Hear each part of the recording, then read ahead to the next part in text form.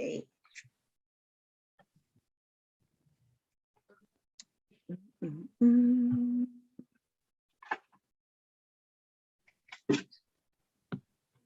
All right, we are live. Yes.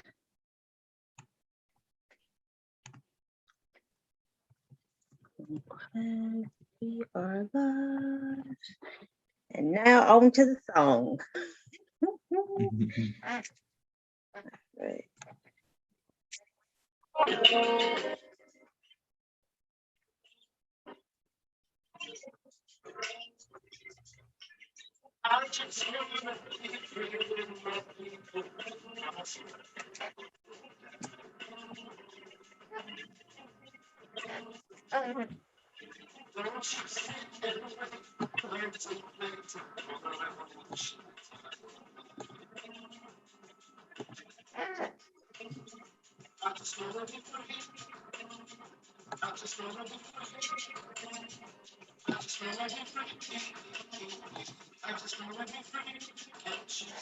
Okay, another episode of the things I wish I knew about money. I'm your host, Camille Smith, and this is episode 65. And I just thought, with it being still Black History Month, that we would still have epicness and a lovely guest like Khalil. You see it. That's And what's up. Khalil, I've been seeing you around doing a lot for this month, especially, and I just appreciate you coming on board to, just join the family of this podcast and everything. So welcome, Thank you so and much for having me. I appreciate it. Glad to be here. And what's the joke? The joke is last week we had Christopher Lawrence on frequency event promotions. And just the next day after, I noticed your book. And I was like, I wonder who did it. He's like, guess what? And I was like, oh man, it's a small world. So I wanted to first say happy belated birthday, even though I said on your birthday. But you had a spectacular birthday, no? Yes, it was amazing. On my birthday, I gave a gift to the world, which was my book. So I had a birthday book launch. I'm a new author. That's what's up. You know what it is. And, I'm just glad to serve. I gotta give you the ritual of being on this podcast and what I usually do. And I swear this thing mash up again, because last week it didn't want to do the noise, but it's gonna do it soon. But I'm gonna do it officially right now. Big up yourself. Yeah. And it's funny because I met you through Harpreet, so big up Harpreet. And I know it was like business related, and even though nothing happened, which is cool, we're still supporting each other. But I just remembered I started seeing your statuses on my WhatsApp, and I was like, hold on, okay, he's actually doing a lot of great things. And I was just really inspired because you have such a great energy and like really, really positive. So I just wanted to like broadcast you and just, tell people, who are you, sir? Who's Khalil? Please tell the folks. So what's up, everyone? My name is Khalil Dorival. I am a mindset and mental wellness coach, now author, also a spiritual leader, and a community award winner awarded by Toronto Police Services and Child Care Services. I'm also a philanthropist, so I do a lot of give back to the community, wear many hats. I started a company called Khalil Dorival Enterprise, where we offer mental wellness workshops to young adults who wants to reduce stress and anxiety using self-care and well-being practices. So I'm all about helping the next generation, create the best version of themselves. Nice. And I think I'm I'm really happy that you mentioned like the spiritual and mindset aspect or mental health aspect, because I feel like most of in our community, especially when it comes to mental health, we don't really talk about it, right? And we kind of shy away from it. And what would you say to someone like, or the community in a sense, like in thinking more about your mental health, because that affects most of us. That's how we're able to like affect our life or anything in any aspect, and able for us to have a barrier in things, and especially with this month, the barriers, because we are always repeated the trauma or the tragics that happen in Black history, but it doesn't ever talk about the good things. But I digress. Like, how did you actually become more passionate about mental health than more than anything? That's what I should be asking you. Okay. Yes, that's it. Well, to be honest, growing up, I didn't know anything about mental health, right? And a big reason was that no one talked about it, especially in the Black community. We, when we go through a challenge or we're dealing with, certain emotions, we're told to just brush it off, go drink ginger ale or tea, or you'll be fine, you're okay. So there's a lot of toxic positivity that's going on. But also, people don't validate what people are going through. They just say, hush your mouth, you're okay, you'll be fine. And I think the damage that it does is that people don't really open up and share how they feel. And we face a lot of trauma, coming from certain communities, whether it's mental, physical abuse, emotional abuse, or just neglect. So I think it's important that, we stop suffering in silence, and we actually we speak up and we talk.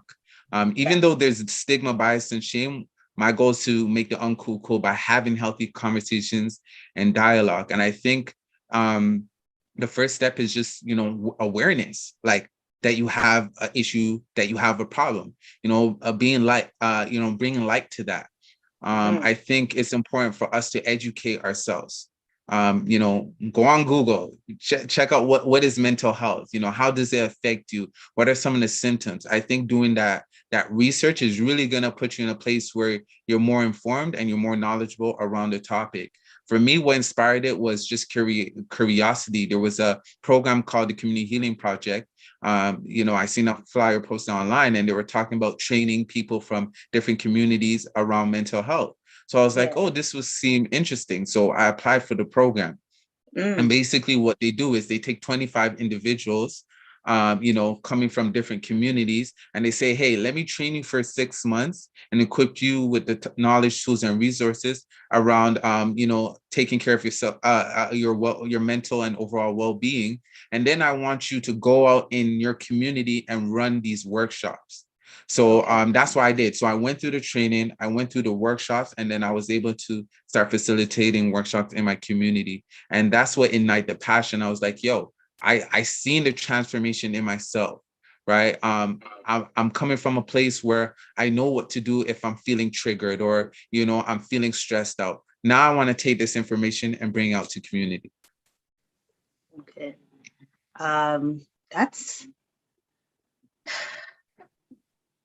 That's a good start, because I'm glad you found that program to be able to reach out, because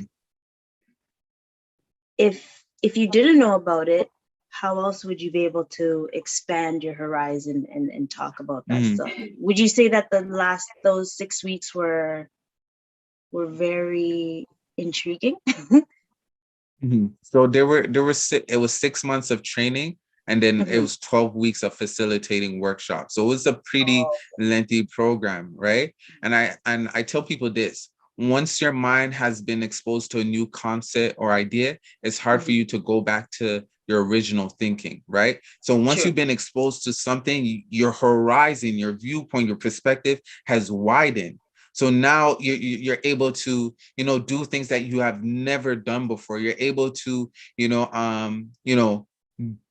you're able to take care of yourself. You're able to help others. You're able to give information, give a value to people who may need it, right? So I've been blessed with the opportunity to go through that program because I'm never the same. And a lot of organizations, especially nonprofit and charitable organizations, grassroots organizations that I work with, are loving the way I facilitate my workshops. They're loving that, they see representation, shouts out to Black History Month. They're seeing representation of young Black people who's talking about mental health and, simplify in a way where it's relevant, it's current to what the youth need to hear.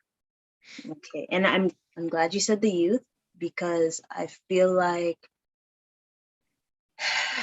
even though our parents' generation didn't really hear about mental health or didn't teach our generation that way, but it is important to try to change the direction on how it happened in the past and be able to help it towards the younger youths, because in that sense, they are the future, right?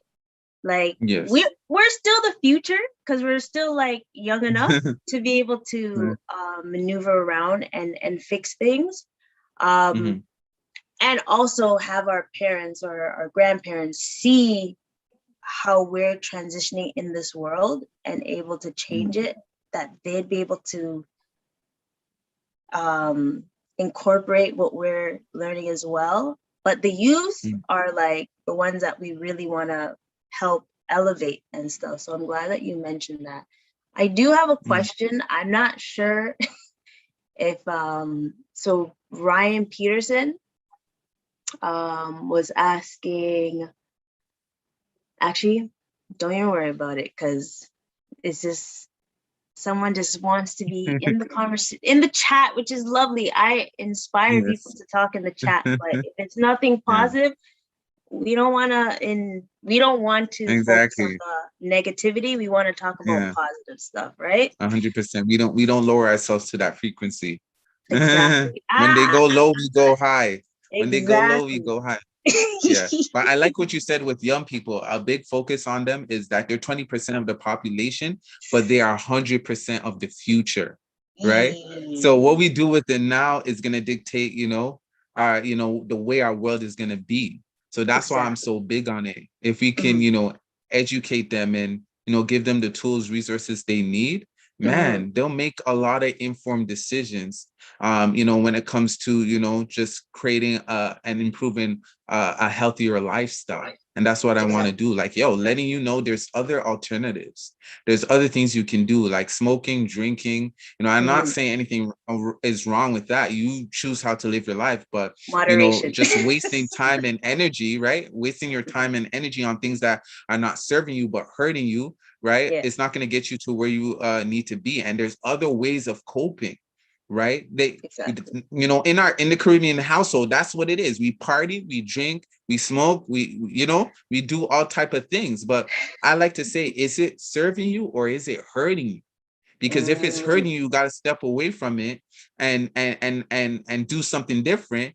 And if it's serving you, you can continue to do it. So I personally think you can exercise, right? You can do breathing exercise, meditation. You can go out to your favorite restaurant. You can vent with someone you like, you trust, right? You can watch a movie. You can color. You can paint. There's so many creative ways to express yourself, so many different channels, instead of just being laser focused on abusing and using substances, right? And that's what we see. We see the abuse. We see the addiction of substances. And when you're addicted to something, you're basically saying, I want to escape from this from this reality temporarily. It's only a temporary fix, because after you're done from that high or that fix, guess what? The problem is still there. Still there, actually.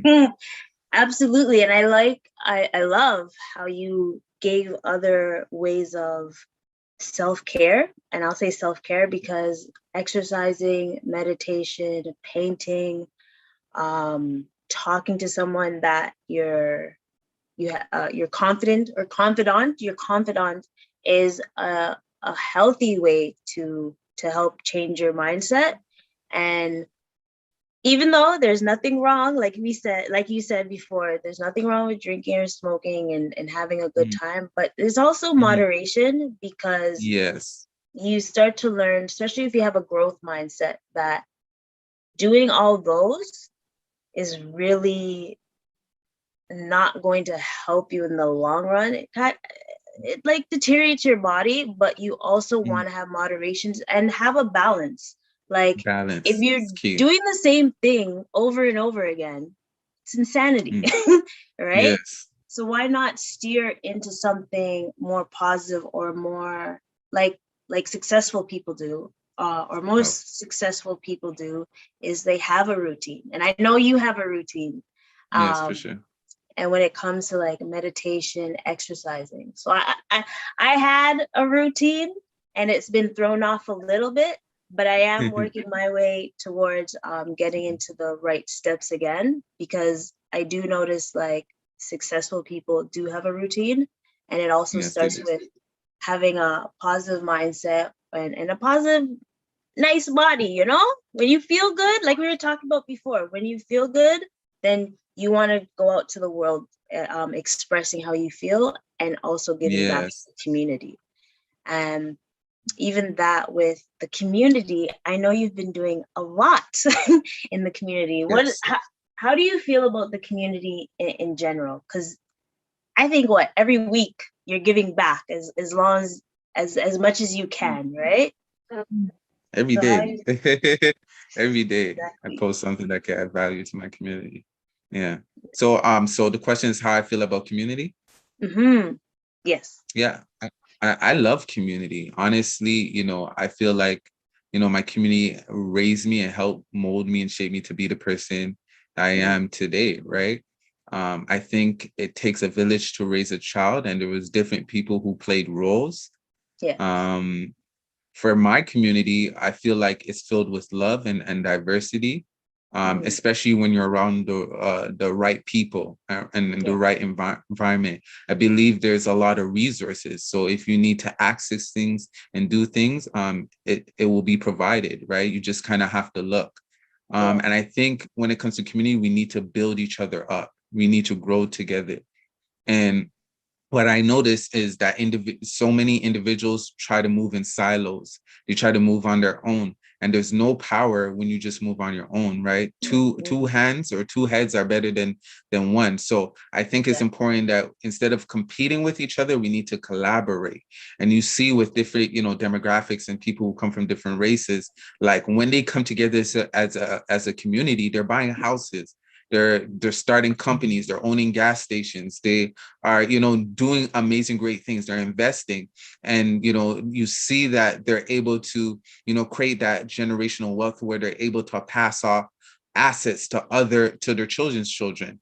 So I think it's important that community needs to come together, and they need to start healing, because I believe there's a big distrust in certain communities, especially in my community, where people don't trust each other. People have this crab in the bucket mentality where someone's reaching certain success, you try to pull each other down, or they try to hate and try to bash each other. And I think we need to start lifting each other up. When we notice someone who has a skill, gift, or talent, let's lift them up, because when they reach success, you will reach success, right? My favorite speaker, Zig Ziglar, he says, if you help enough people get what they want, you will get what you want. And that's been like my mindset. I'm just trying to figure out how can I add value to people's lives and serve my way to success. Because in order to move forward, you have to give back first. So I've been giving, and I start to see my community start uplifting me. They're saying, "Hey, this is a champion. This is someone that we represent. That he's all for the community. He's all for the young people. He's all for just positivity and greatness." So I really have the back of my community, and even though I come as one, even though I show up as one, I come as 10,000. There's a spirit behind me that I have that says, yo, I'm on a mission. I'm here for a purpose. I'm ready to take over the world and empty the bucket. And shouts out to all the great people who came before us. The Harriet Tubman, the Marcus Garvey, the Martin Luther King, the Malcolm X, you name it, Maya Angelou, all of them are phenomenal people, but they're gone, right? And I'm that new guy. They have passed the torch. Right? Yeah. I'm ready. I'm hungry. I'm willing to do whatever it takes to help my people and bring them to the promised land, right? And I think through information, it changes situations, right? And I don't take it lightly that many people have died, many people have suffered, many people have been lynched for me to have the opportunity that I have today. So I'm not going to waste it. I'm going to do it now. I'm going to do whatever it takes now. And what does now mean? It means no opportunity wasted. So I'm there to give it everything. I'm here to give it my all, to go all in, because I know that, I'm setting up and putting people in position to also win. So, whew, jeez. Fire, fire. I love how you mentioned that, one, that we can't do it alone, that it comes, especially with the community, we can't do it alone for us to grow, rise up and be at the same level as other counterparts, but generational wealth, right? That's one aspect. And then you also mentioned like all the wonderful legends that have passed, and now you on the spot to be one of those people that are making history and also giving back to the community. And is that one of the reasons why you decide to become an author? So people are able to see what you have to bring to the table? Yeah, so I believe they can't be you unless they see you, right? So I wanted to show up and be that representation of, Black success and Black excellence, because a lot of people see things through a lens where, I can't do it, right? But if you believe you can or you can't, you are right. So I want to raise the vibration and frequency of people and have them see that, anything is possible. Actually, things are past possible. But the thing you have to do is you have to believe, you have to have hope, and you have to have unwavering faith, right? That means that it doesn't matter what happens, that you see the best in every situation, and that and you trust that you'll come out on top. I think Kanye West, I was watching the documentary, his new documentary that came out, and he's like, by the grace of God, I believe this thing is going to work and I cannot lose. He said something along those lines, right? So he believed that he was going to make it. He had that confidence that he was going to make it and he could not lose, right? So I see this with, a lot of people in community or young people or just people in general. They have this fear mindset. They have doubts. And they have this victim mentality that the world is against them. And they have to get out of that mentality. I say success is not a secret. It's a mindset. So they have to start rewiring their brain, right? People who grow up in poverty have been programmed to fail. And you have to be careful about what you watch, because the programs you watch, you are being programmed by them. And what entertains you trains you, and what you turn into, you turn into. So you got to be careful about what you put into your mind, because the seeds that you sown in your mind is like a farm. The seeds that you sow, that's the crops that you're going to have. That's the plantation. That's the fruits that you're going to bear. So I'm so careful about protecting my mind. I don't let people just dump anything into my mind. My mind is not a garbage can, right? So I'm careful about what people are saying to me. If I think it's relevant, it can benefit me and add value, I'll take it. If I don't think so, it goes through one ear and out the other, right? And I want to let people know that, a setback is a setup for a comeback. Right? If you feel like you're not where you want to be, or if you feel like you're moving behind, like if you stick with it, if you don't give up and you don't quit, you will make your comeback very shortly, right? And also failures is not a failure. Like, you did not fail. You maybe failed at a thing, but you did not fail. And look at failure as a learning opportunity, as a way for you to grow, for you to develop, for you to make a change and adjustment. That means that just didn't work. So you got to do something different. right? And you notice once you're able to reflect, you're able to learn, you're able to make moves that could put you, in a position for you to, do better the next time, right? Which I think is super important. And believe that you're good enough. Believe that you are worth something. There's gifts, there's talents, there's abilities that you have that you're supposed to introduce to the world, that you're supposed to bless the world with, right? They say the richest place in the world is the graveyard, because that's where people die with gift, dreams, and and talents and abilities that they never unlock, right? And I never wanted to be that person, and I don't want other people to die with their gift. I believe you should go after what you truly want, what makes you happy. You should do what you can see yourself doing for the rest of your life. And many people don't. Many people get stuck. They let fear take a hold of them, or they have this analysis paralysis where they're trying to analyze and wait for the perfect moment, or wait for the perfect time. And there's no perfect moment or time. You create the perfect moment and time, right? So one of the things is I never have to feel like I'm ready. I don't live by feelings. With every feeling is emptiness, but with every principle there's a promise. I live by principles, right? If I operate out of faith, if I take action, guess what? I'm going to produce a result. I'm going to produce a result. And that, your thoughts determines your feelings determine your actions, and your actions determines the results that you get. So anytime you notice that there's an issue or a problem, or you're not where you want to be, you got to think about the thoughts that you think. Are they negative? Right? Because we used to think like 65,000 thoughts a day, something around those lines. And 80% of those thoughts are negative. They are literally negative. And you wonder why you being hindered, why you are not being who you need to be. So it's important to change the way you think.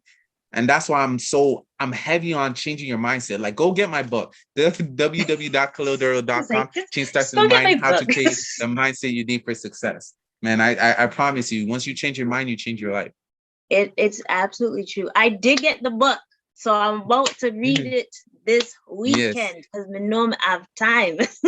So let me know really what you think after. Absolutely. Can't wait for your testimonial.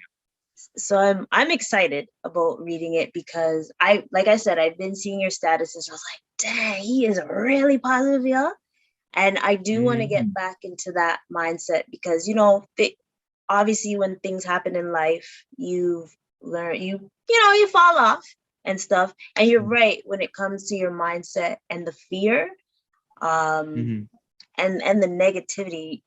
Our mind is a dangerous tool when it's not in the right aspect. But when you start putting positive affirmations, even positive affirmations to yourself, and you're able to like, all right, I know I'm in a rut right now, but better days are coming, and this too shall pass, right? So it's good to, even if you want to have a moment where you want to feel down, have that moment, figure out how to be able to push forward and get better, right? Just like you said before, like the things that you feed into your brain or your mind or your body, that's what's gonna keep us in the place unless you want to change, right? And has there been a moment in time where you felt like your back was against the wall and then you're like, okay, I'm over it. I something's got to give, because obviously there was a reason why you went from being a youth that didn't know anything about like positive mindset to boom, author, mentor, spiritual coach, and all that stuff. So there must have been a time when you're like, okay, something's got to give. And I just want you to, the reason why I ask is because there is someone out here that's listening that is at a breaking point where they just want to give up, but I want someone else other than myself, because I've told my story, to hear so they can have a good perspective or a better perspective of how they can push through, Yeah. I would say there's multiple times, right? I'll give one that's related to obviously this podcast. So I remember there was a time where I was working. I was a security guard, and I was in my teens. Yeah. And I went to work. And when I went to work, I was driving my mom's car at the time, and I realized that I didn't have enough gas. So I remember I was, in my car, and I was like, okay, I'm in Brampton. I have to get to downtown Toronto. And any of you know that's quite a distance. And I remember looking at my bank account, right? And it was like in the negative, right? And I was like, holy smoke. Yeah. How am I going to get home? And for me, that was a very it was a very monumental moment for me, because I realized that something had to change. I was so broke that I had negative, not even like having $0. It was in the negative.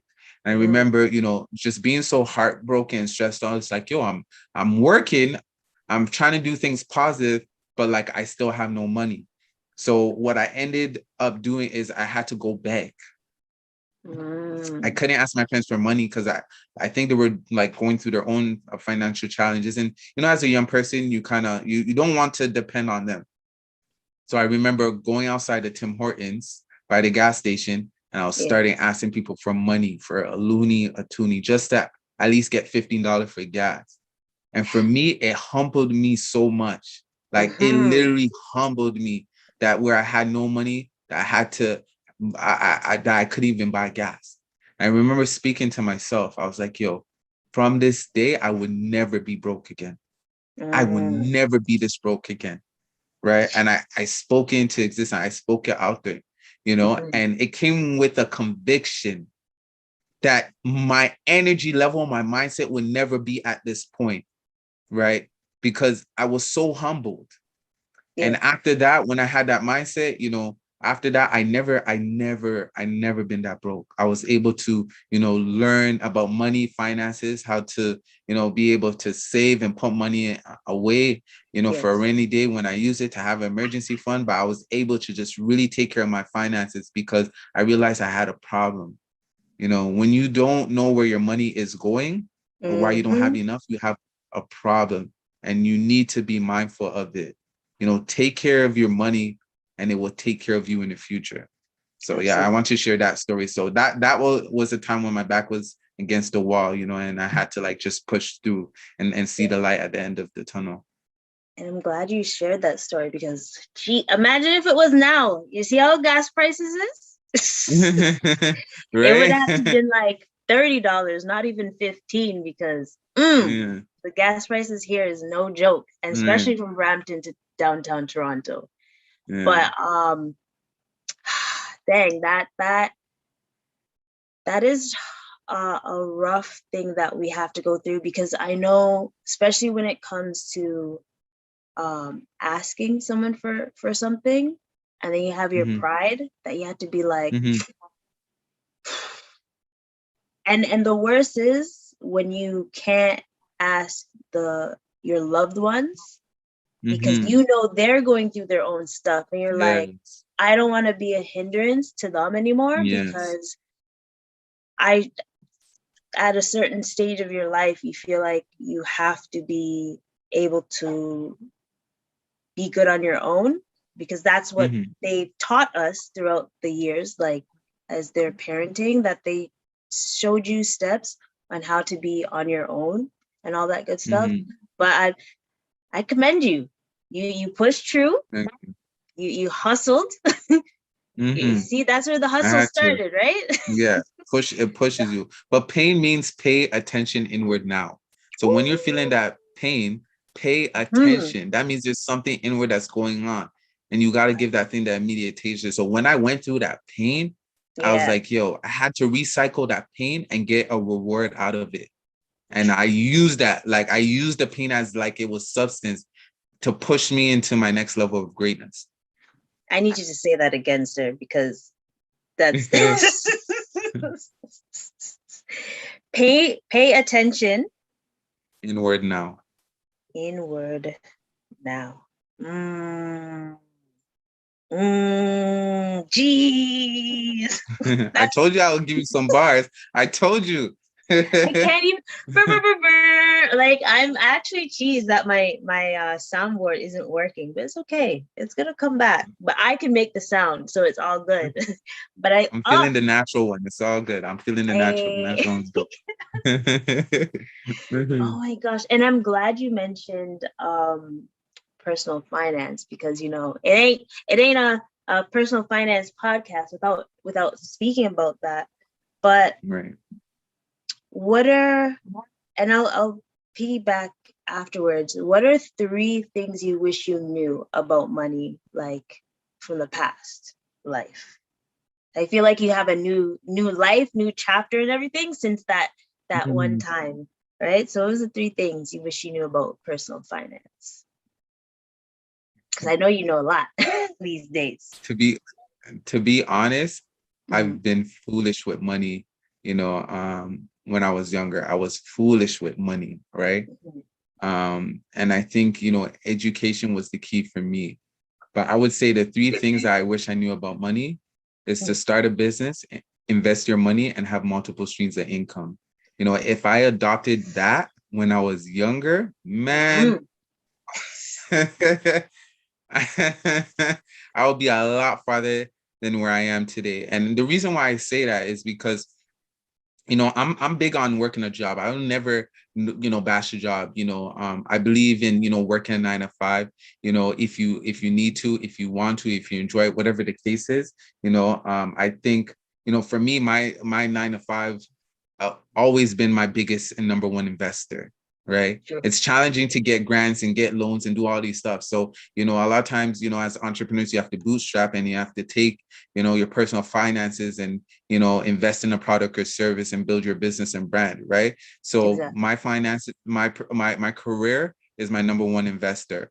I think once you're able to, make and generate income, you're supposed to, think about ways you can create wealth for yourself and financial freedom, because you don't know what's going to happen to you. You don't know, if you may get injured. You don't know what may happen to a loved one, or, especially during the pandemic, you lose a job. So what's going to happen when, unforeseen circumstances happen to you?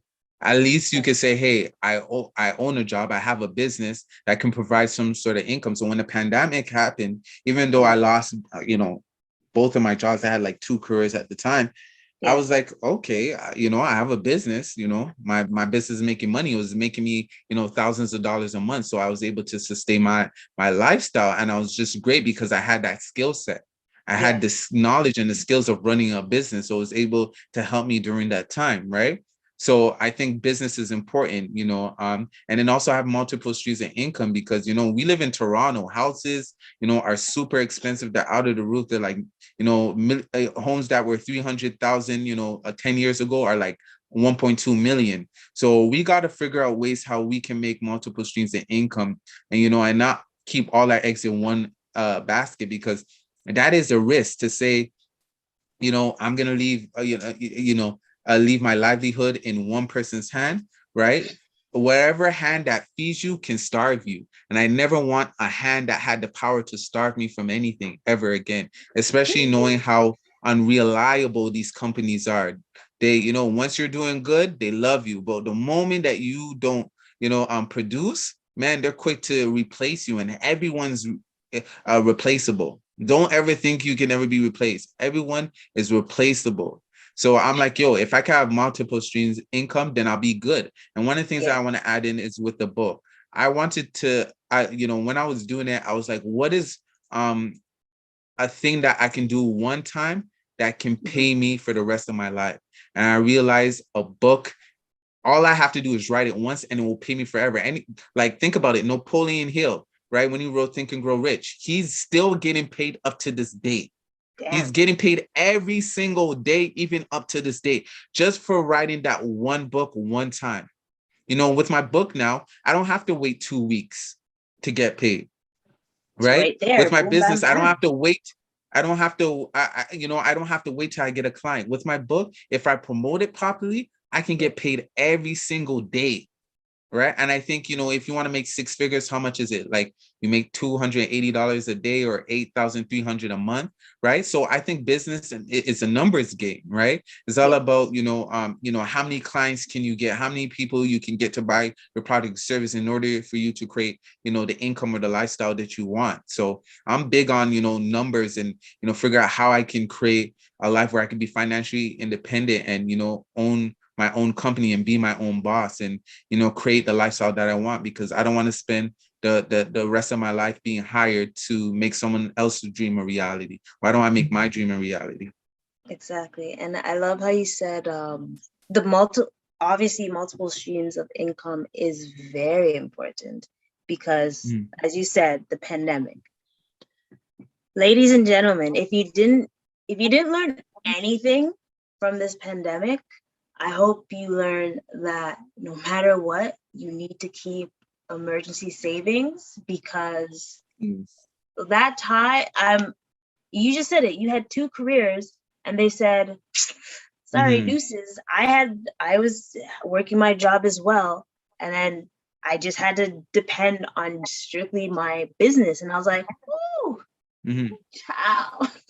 If it wasn't for that, right? And then I even started my savings. So my savings saved me, right? Exactly. My savings saved me, right? Because so one of the things is I didn't have to rush to a job either, because I had a cushion.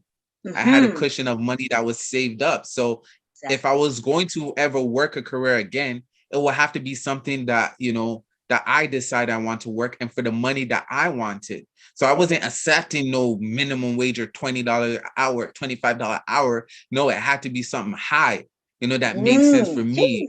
Right. Yes. So, it's important to save your money. Right. And I'm glad I had that skill and I had that mindset that, during the pandemic, with the two careers, I was putting money away, and we couldn't spend because we weren't going to restaurants. We couldn't buy clothes because we couldn't look fly. We weren't spending no money. So we weren't traveling. So, I had money just stacked up in my bank account. I was like, okay, I'm Gucci. Like, I'm ready. Let's go.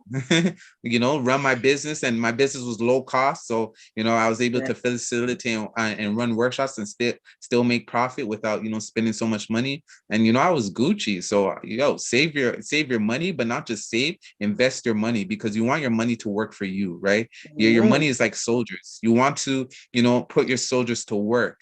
So, and that's in The Richest Man of Babylon. I got it from that book, right? Use your money to make more money and make children. So, you have multiple children, just, producing for you. The money children.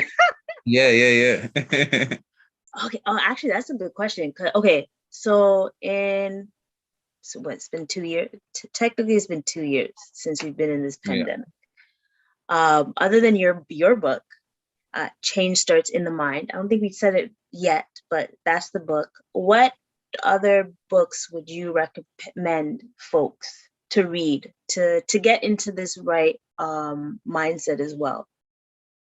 I would say Rich Dad Poor Dad by Robert Kiyosaki is a huge one. What else helped me? What were the first books I was reading? The Alchemist by Paulo Coelho. That one too. The Millionaire Next Door. That was a good book. The 7 Habits of Highly Successful People. I'm listening to that audiobook. Powerful. Eat the Frog, I believe, by Brian Tracy. Oh, snap. When it comes to well, Christopher is listening, right? And he's the one that recommended that. And I know he's going to feel great. He's like, yes, that's a book I recommended. So I'm glad you read that. I actually like that book too. I have to listen to these again because, when you listen to a book other than actually reading it, there's a different, how you grasp it is different than when you're reading it, because I find we have all this knowledge, and I know you said this earlier, we have all this knowledge, but there's times you don't actually execute it. And I think that's one thing that is hindering a lot of us. Like, it's like we're having information overload, and until you're able to set a plan and execute on that, you're going to be stuck in the same spot you are until you've actually executed. So I think that's another thing that people should do. Like, you read all these books, great, but how are you going to actually execute on the stuff that you've read or consumed in your life? And I'm pretty sure that's something that you would say as well. Yes, 100%. You know, I believe that, you know, you can make excuses or you can get results, but you can't have both, right? So you have to do the work. The Bible says that, you know, faith without works is dead. And to know something and to not do is to not know at all. So what's the point of you getting this information and knowledge in this game and this gem? And you're just gonna hear and listen to it, you know, instead of actually figure out, how can I implement this? How can I put this, you know, how can I apply this in my life so I can, you know, produce results? You know, I believe success leaves clues, right? There's a blueprint for success. And if you do what successful people do, you will get what they got, right? And you don't have to be the smartest person in the world, right? You don't have to have a degree, a doctorate, or anything of that. All you have to do is be smart enough to follow instructions. Coachable. Be Right? coachable, right? Yeah, you have to be coachable. You have to be able to, you know, to listen, to understand, and to do what people are telling you to do, right? A lot of times I'm not worried about like other people or competition, because, you know, a lot of people aren't going to do what they need to do. So, you know, they'll hear about, oh, if I tell them this, oh, this is everything you need to do to write about, this is everything you need to start a business. Most people would never do it because they have the wrong mindset. They're like, no, They have the wrong just do it for mindset. me. Just do it for me. Yeah, They'll be like, no, just do exactly. it for me. Yeah, or it's too hard, it's too difficult, right? I believe you should develop your mindset before your skill set. And business don't fail, people do. Businesses don't fail, people do. So you have to work on yourself before you even try to do anything, you know, because, you know, you're going to stop you. You're going to self-sabotage and yourself, you know, when it comes to making moves, right? I'm big on making moves. Like, I will not let excuses, you know, stop me or what people say. Yo, I don't have time for that. Like, I don't have time to wait. I don't have time to let, you know, customers come to me or let people talk to me. No, I go, you know, I go out there and create opportunities all the time, right? When there's no way, I make a way, right? When there's a will, there's a way. You know what I'm saying? You got to put yourself out there, because if they don't know you, they can't flow you, right? And your network is your net worth, right? It's not about what you know. It's not about what you know. It's about who you know and who knows you, most importantly, right? Because if you have the right people knowing you, they're gonna put you, you know, in positions to win. They're gonna put you in positions, in spaces, in places, on tables that, you know, you couldn't put yourself in, right? And relationships and people are valuable. That's something that I know. Like, not just anybody, but the right people. If you have the right people, nurture that relationship. Try to keep, you know, and maintain that relationship, because, you know, having the right people can dictate how far you go in life. You know, it can dictate, you know, the mindset you have. It can dictate the decisions you make, because there's always a rub off. There's a rub off on spirits. There's a rub off, you know, iron sharpen iron. And I can't just be around just anybody, because I don't just want to be average. I want to be great. And in order to be great, you have to be around great people. You know, you're the average of the 5 people that you hang out with. If you hang out with 5 people who are broke, who are not ambitious, who don't want anything in life, guess what? You're going to be the 6th. But if you hang out with people who are motivated, who are inspired, who are uplifting, who will encourage you and bring out the best in you, guess what? You're going to be the 6th. So it's important to, you know, have that circle of people who are like-minded, like energy, and like valued. This is huge. Like-minded, like energy, and like valued. Because too many times we surround ourselves with people with common past instead of common futures. Is this person going to help me to reach my destiny and my greatness? Is this person have the same common futures? Do we want the same things, right, in life? But too many times we're like, oh, I know this person for 14 years. Oh, this is my mom's friend, or whatever the case. This is my niece, my uncle, my nephew, my cousin. We just grew up together. I'm just holding on to this friendship. Listen, I believe in loving everybody, but some people you have to love from a distance. Some people you have to love from a distance. Right? So it's important to be careful who you choose to have in your corner, because who has your ear has your faith. And what does the Bible say? Faith comes by hearing, and by hearing, and by hearing, and by hearing, and by hearing, right? So your mind is being renewed daily by the people that are speaking into it. And that's why I have mentors. I have, people who are already successful, people, and they don't always have to be physical. These are people that are online that I never made a day in my life, but I let them pour into me because I know it's building my belief system. And if I have a belief system, right, that's unwavering, then I can move mountains. I can move mountains. I can say, hey, mountain, move from here to there, and it will be removed. Right?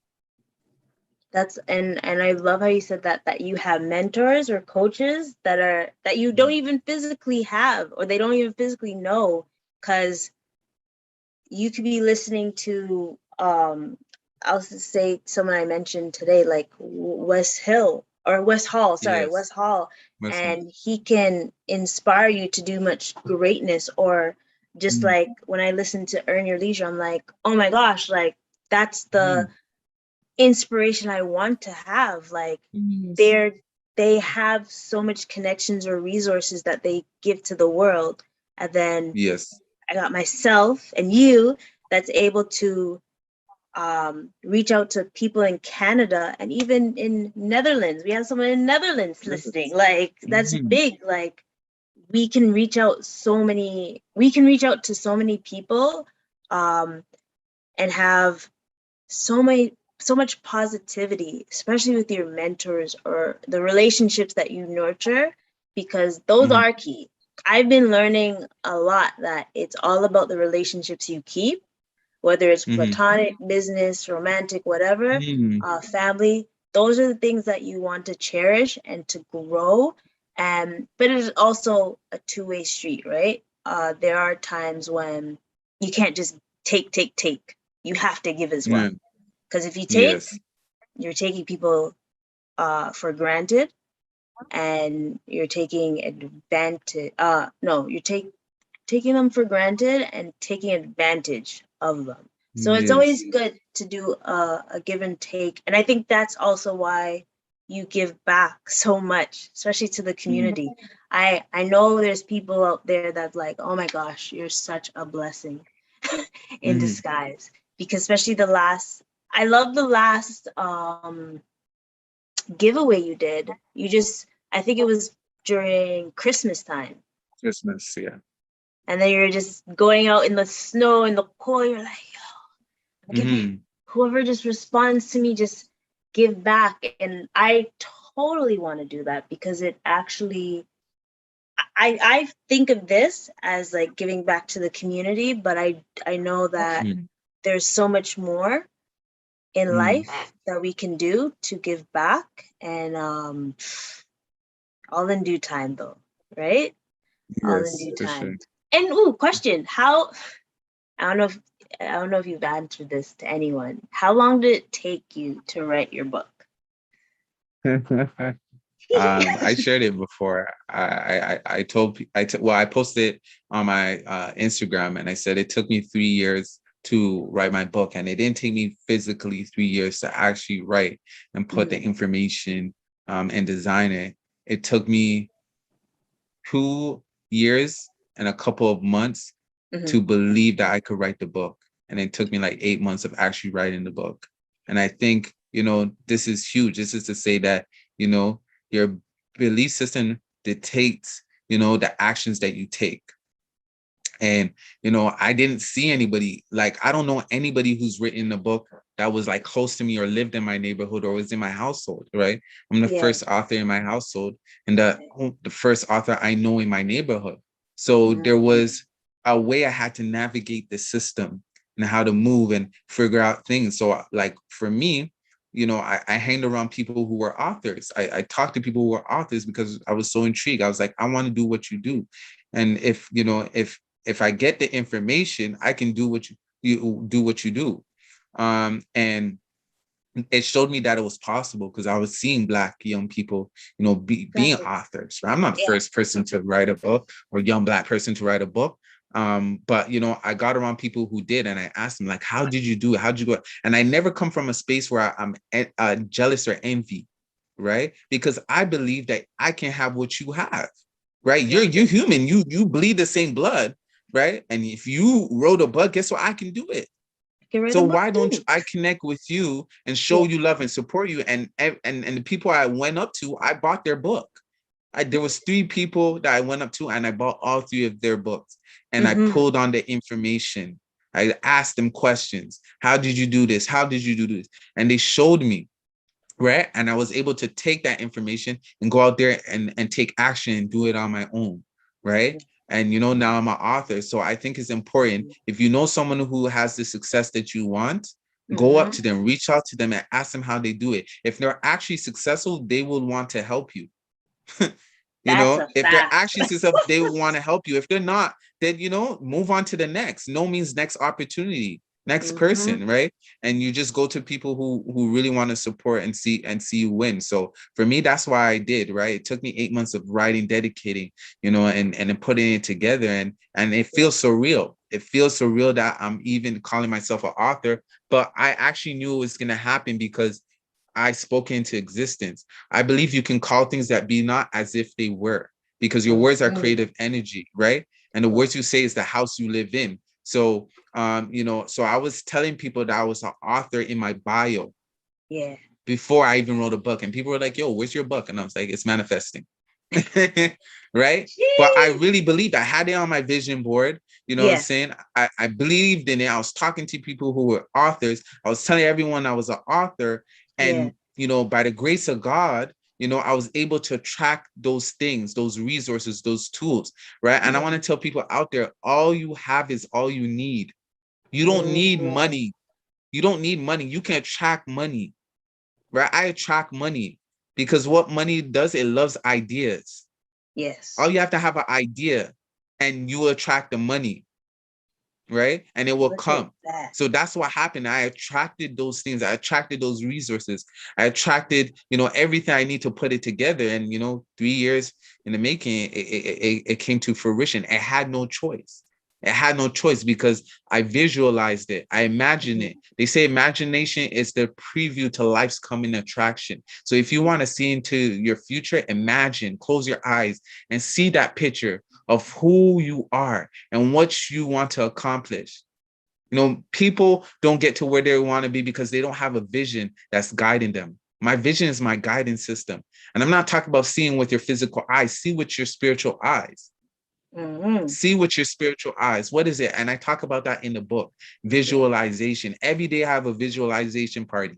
I see myself in that house, in that car, writing that book, running that business, speaking to my youth who want to grow spiritually, right? I see myself making an impact and making a difference and traveling the world. I see myself because if you can see it, you can seize it. Let me say this again. If you can see it, you can seize it. And if you can have it in your mind, you can have it in your hand. Because what is faith? Faith is the substance of things hoped for, the evidence of things not seen. So faith is seeing the invisible. It's seeing something that may not physically be there, seeing it already there. Jeez, Khalil, your heat.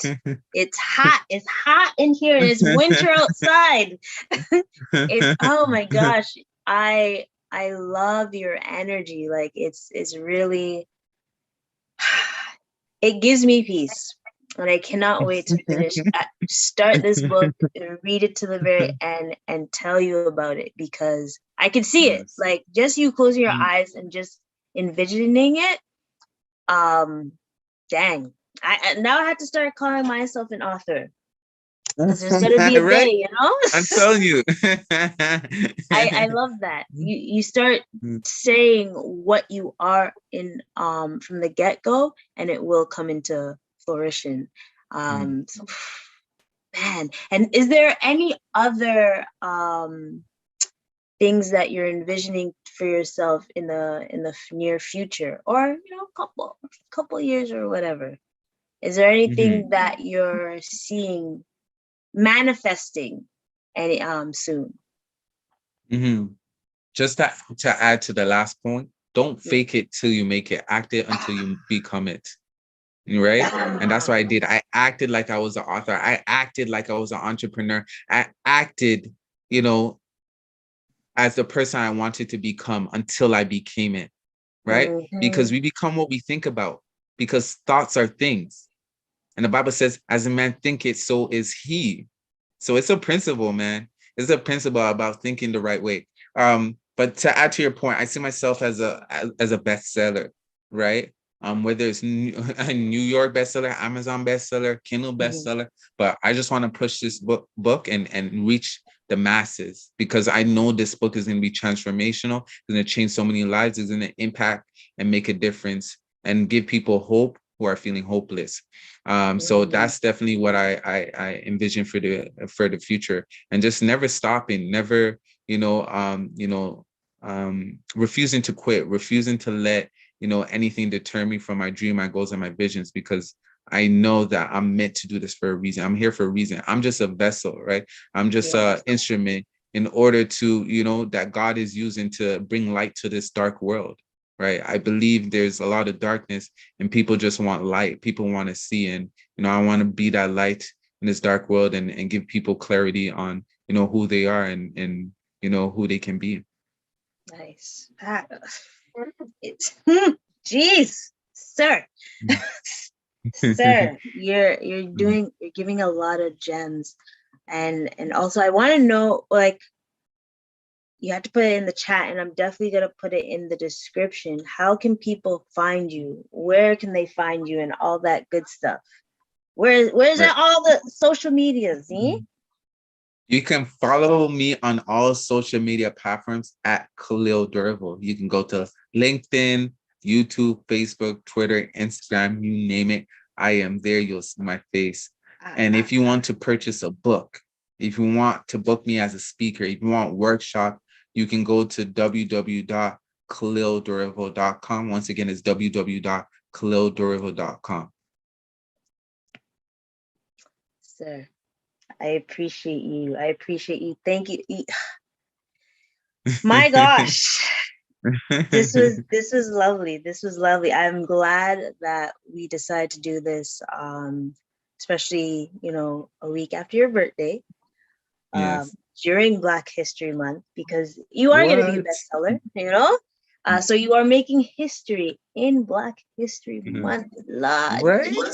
I'm telling you. I should be calling Black Futures Month, because I'm the future. Black Futures Month, Black History Month, all them good things and all that stuff. And it was an honor. Like, I'm glad, like, we've been able to interact in that I actually took the time to, like, read your statuses and respond and comment, because then how would we be able to communicate like this, right? So it was all divine. It was the divine appointment, and everything happens for a reason. And I believe we connected because God wanted us to do something great. He wanted to touch lives through this podcast, right? And I just want to thank you so much for the opportunity and for the great work that you do.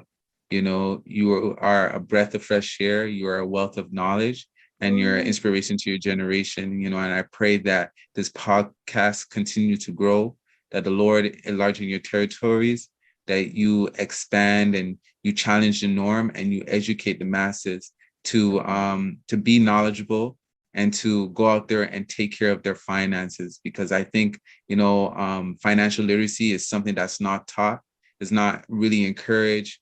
And people are searching, people are looking for ways they can, grow their money, to invest their money, to build their credit, to purchase homes, to purchase cars, and be able to pass on something to the children, which something tangible. So I pray that you continue to be used and to be a blessing to everyone you come in contact with. So I'm really excited for your podcast and where it's going to be, and this is just the beginning of of great things to come.